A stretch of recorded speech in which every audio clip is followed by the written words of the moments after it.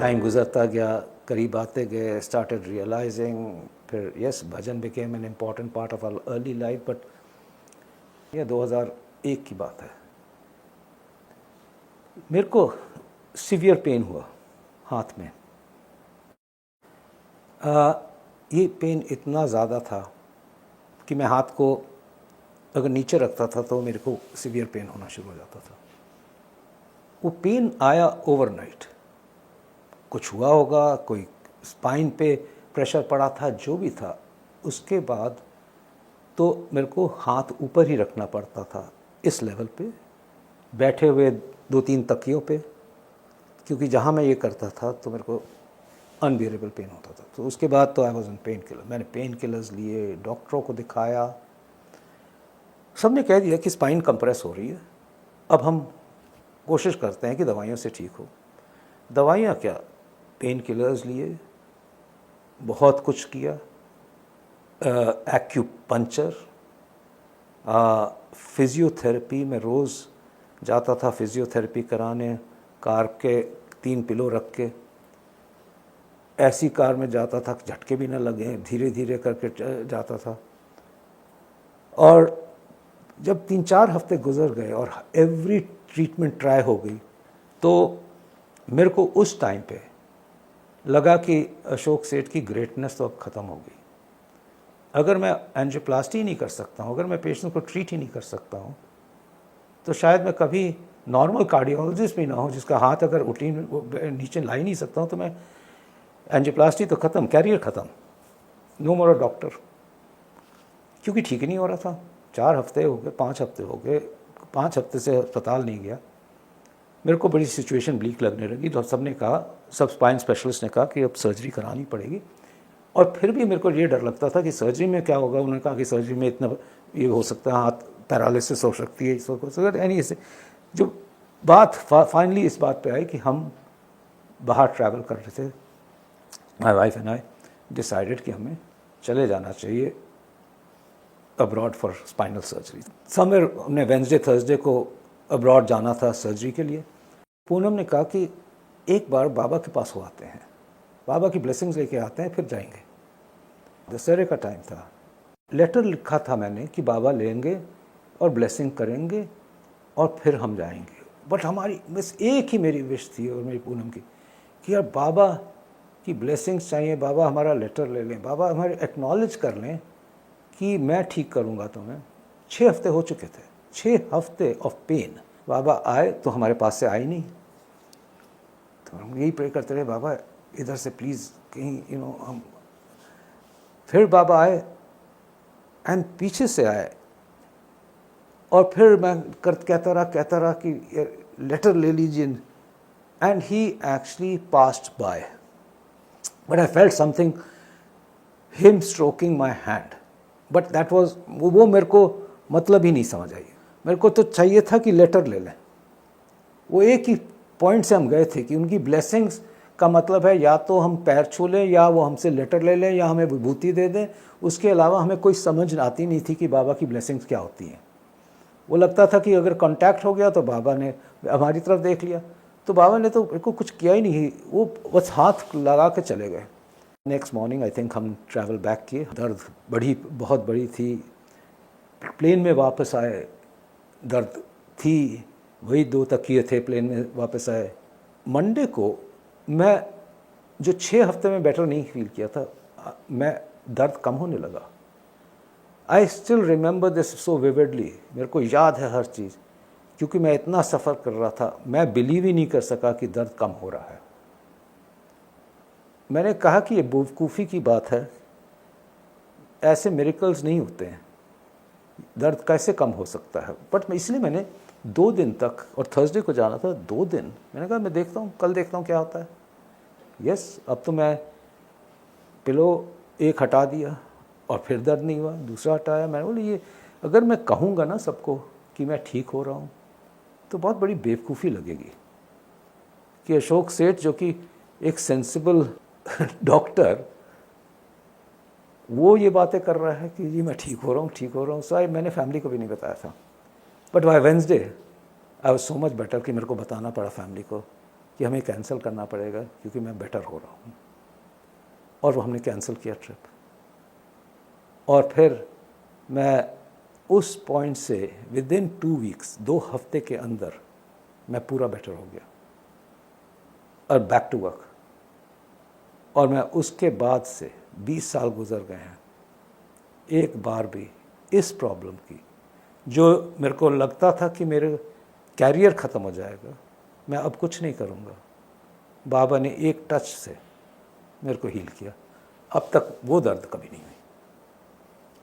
So I think जब मैं सोचता हूँ इन चीज़ों का, तो वाकई मिरेकल्स, अब तक यही कहता हूँ कि स्पिरिचुअलिटी के मिरेकल्स, बाबा के मिरेकल्स, उसके बाद से तो मैंने ये सोचना छोड़ दिया कि मिरेकल्स नहीं हो सकते।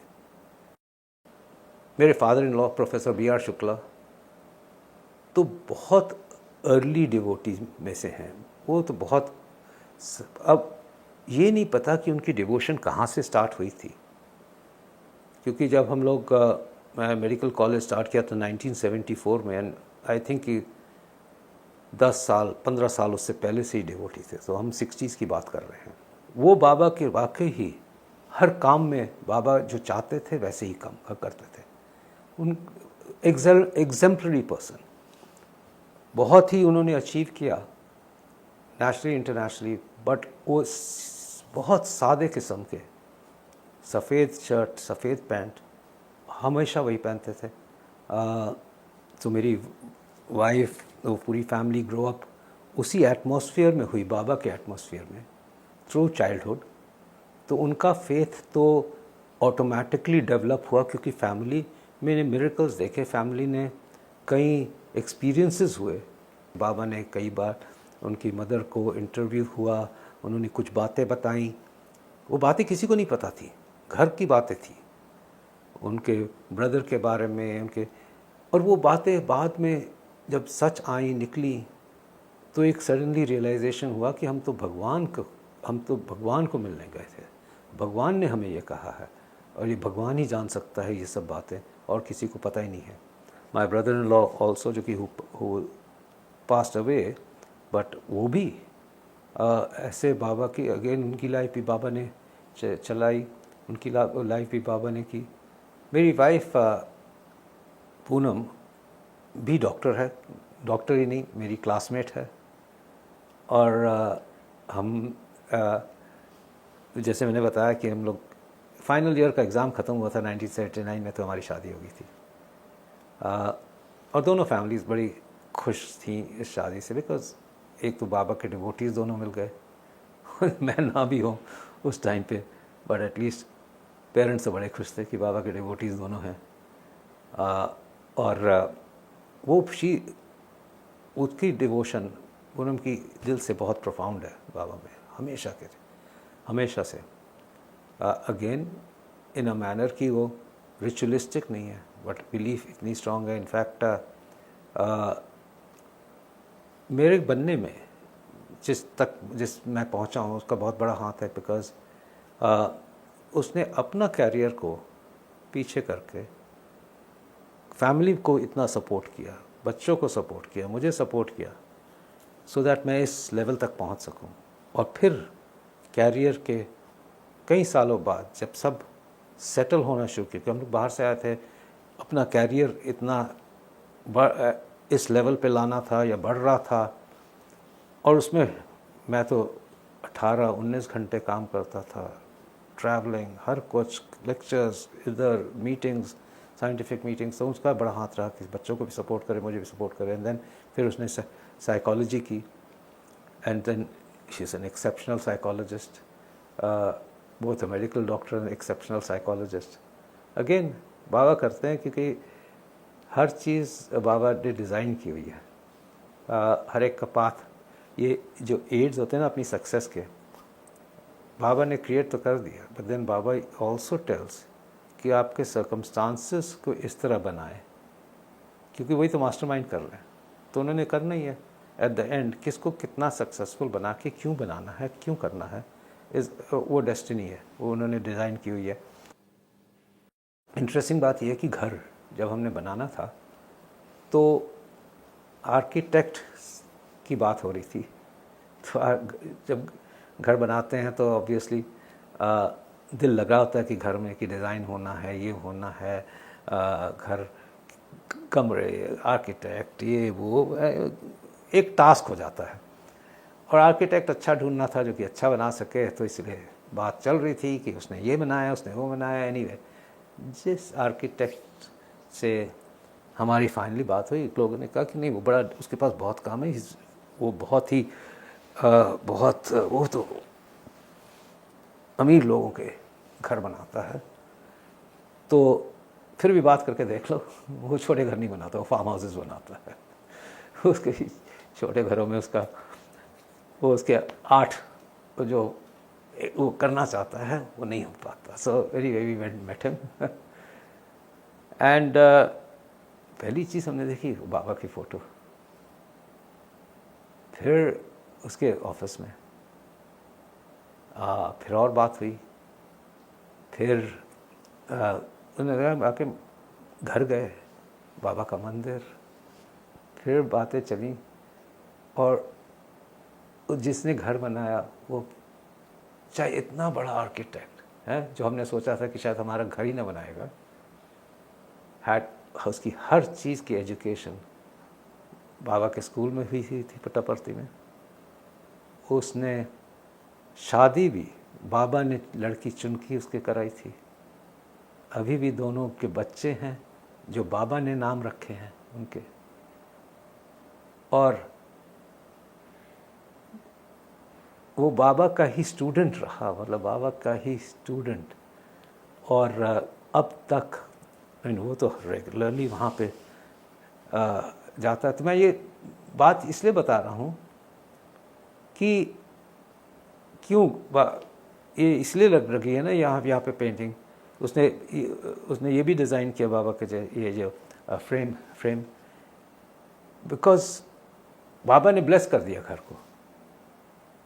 ये दिस इज़ अ डिज़ाइन, ये चांस की बात नहीं है कि कोई आपको मिल जाए। वही पर्सन जो आप सोच रहे हो कि शायद नहीं बनाएगा, और आप सिर्फ मिलने जाते हो एक बात के लिए कि यार कि हम अपने घर आपसे बनवा सकते हैं, वो बाबा का स्टूडेंट, नॉट जस्ट बाबा का डिवोटी, बाबा ने उसको बड़ा किया हो। तो ये तो बाबा ने ही डायरेक्ट ब्लेसिंग्स दे दी कि उसी से बनवाएंगे आपका घर जो मेरा बच्चा है। यार एक वहाँ पर ऐसे इंटरव्यू लाइन में जाओ, तो खैर हम जब जाना था तो हमारी वाइफ, बच्चे सब बरामदे में बैठ गए। वाइफ को बोलते हैं 1 साल बाद मैं लड़की की शादी कर लूँगा। हम लोगों ने कुछ नहीं बताया, कुछ नहीं किया। उसके बाद सब हम लोग को बबूती दी, लड़की की मैरिज का फिक्स हो गया।